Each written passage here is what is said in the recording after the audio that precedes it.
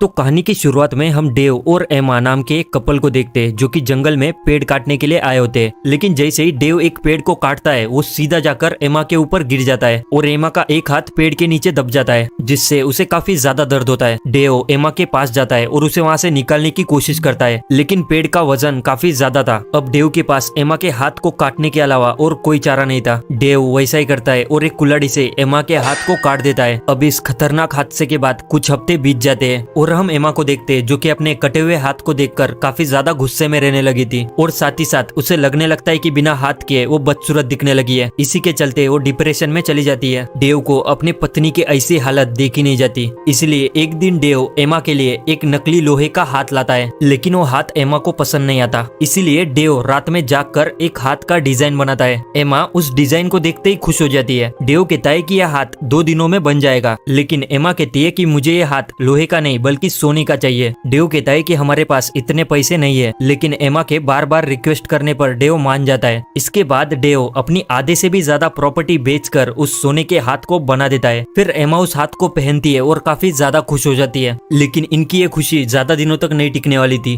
क्योंकि कुछ ही दिनों में एमा के उस सोने के हाथ की वजह से उसके पूरे शरीर में इंफेक्शन फैल जाता है। डॉक्टर उन्हें कहते हैं कि इस हाथ को निकालना होगा, नहीं तो इंफेक्शन फैलने से तुम्हारी जान भी जा सकती है। लेकिन एमा को वो हाथ इतना पसंद आ गया था कि वो हाथ को निकालने के लिए मना कर देती है। डॉक्टर डेव को उसे समझाने के लिए कहते हैं, लेकिन डेव अपनी पत्नी से बहुत प्यार करता था, इसलिए वो डॉक्टर को बिना हाथ निकाले एमा का इलाज करने के लिए कहता है। अब इसके बाद कुछ दिन बीत जाते हैं और एमा की तबीयत इतनी खराब हो गई थी कि वो अपनी आखिरी सांसें लेने लगती है। लेकिन मरने से पहले वो डेव से कहती है कि मेरे इस सोने के हाथ को मेरे मरने के बाद मेरे साथ ही दफना देना, और ये कहकर वो अपना दम तोड़ देती है। अब यहाँ से सीन कट होकर हम एमा के फ्यूनरल को देखते हैं, जहाँ पर डेव एमा की आखिरी इच्छा पूरी करते हुए उसके सोने के हाथ को भी उसके साथ ही दफना देता है। इसके बाद कुछ हफ्ते बीत जाते हैं और हम डेव को देखते हैं जो कि काफी ज्यादा परेशान दिख रहा था, क्योंकि डेव को उसकी जॉब से निकाल दिया गया था और वो फाइनेंशियली काफी ज्यादा गरीब हो चुका था। तभी डेव को एमा के उस सोने के हाथ की याद आती है, जिसे बेचकर उसे काफी ज्यादा पैसे मिल सकते थे। इसीलिए वो रात के अंधेरे में एमा की कब्र के पास जाता है। वहाँ पर डेव एक कुल्हाड़ी से एमा की कब्र को तोड़ देता है। फिर अंदर वो देखता है कि एमा की डेड बॉडी सड़ चुकी है, लेकिन उसका सोने का हाथ बिल्कुल सही सलामत है। डेव उस हाथ को निकालने की कोशिश करता है, लेकिन वो हाथ काफी ज्यादा टाइट था, इसीलिए वो कुल्हाड़ी उठाता है और उस हाथ को काटने की सोचता है। लेकिन अचानक से एमा की आंखें खुल जाती है। ऐसा लग रहा था कि एमा डेव को उस हाथ को ना निकालने के लिए कह रही हो। डेव एमा की आंखें बंद करता है और उस सोने के हाथ को काट कर निकाल लेता है, लेकिन तभी एमा की आंखें दोबारा से खुल जाती है। उसे देखकर डेव काफी ज्यादा घबरा जाता है और तुरंत ही भागकर अपने घर आ जाता है। लेकिन डेव के घर के अंदर जाते ही काफी अजीबोगरीब घटनाएं घटने लगती है, जैसे कि काफी तेजी से हवाएं चलने लगती है और एमा का एक फोटो नीचे गिरकर बदल जाता है, जिसे देखकर डेव काफी ज्यादा घबरा जाता है और तुरंत ही उस सोने के हाथ को लेकर सीढ़ी के ऊपर खड़ा हो जाता है। लेकिन तभी घर का दरवाजा अपने आप ही खुल जाता है और किसी औरत की परछाई घर के अंदर आने लगती है, जिसे देखकर डेव इतना ज्यादा घबरा जाता है कि वो अपने बिस्तर में जाकर छिप जाता है। और तभी हम देखते हैं कि वो परछाई और किसी की नहीं बल्कि एमा की होती है, जो कि जिंदा हो गई थी। एमा बड़ी डरावनी सी आवाज में डेव से कहती है कि मेरे सोने के हाथ को वापस करो। तभी एमा दरवाजे को तोड़ देती है और डेव की तरफ बढ़ने लगती है। डेव चुपचाप एमा को उसका सोने का हाथ वापस कर देता है। अपने हाथ को लेकर एमा वापस चली जाती है। डेव खुद को शांत करता है और कंबल हटा के इधर उधर देखता है, लेकिन जैसे ही डेव दरवाजे की तरफ देखता है, एमा चिल्लाते हुए आती है और उसका गला काट देती है, जिससे डेव की जगह पर ही मौत हो जाती है। फिर एमा डेव की लाश के बगल में लेट जाती है और इसी के साथ ये मूवी यहीं पर ही एंड हो जाती है।